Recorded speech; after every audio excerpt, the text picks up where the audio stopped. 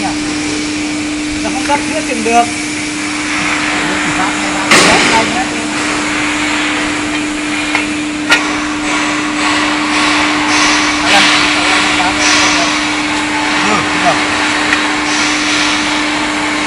Cắt đi, đạp đi. Đạp cho nó phát đi. Rồi. Cắt được chưa? Nhấc phôi ra, đưa xe nào quay về đây. Quay nghiêng ra để nhìn thấy góc 45. Rồi ok.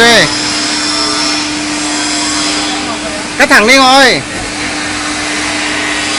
Cắt thẳng đi, cắt thẳng đi. Cắt thẳng đi. Bằng này cắt tấm. Không, cắt vuông góc, cắt vuông góc.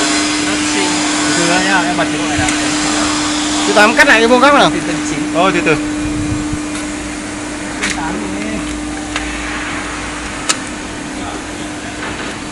Chỉnh cái gì đấy?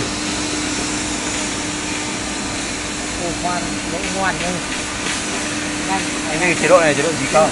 Quán mà đánh đố. Chế độ thay cữ.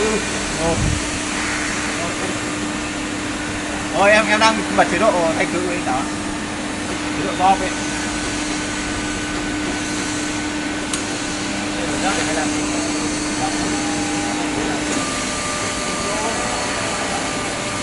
Thay cữ lên.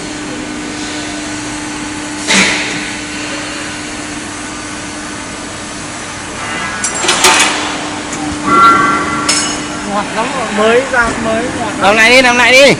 Chán thật rồi. Chẳng gọi gì cả, tránh nhá. Đây.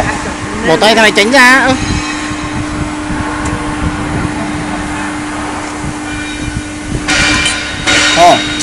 Từ đi.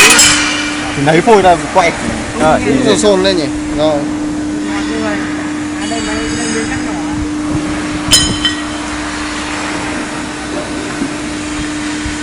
Nào thép tròn đâu?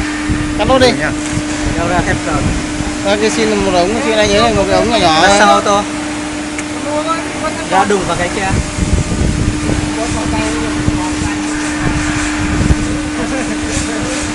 Có rồi. Đèn vàng đang báo này.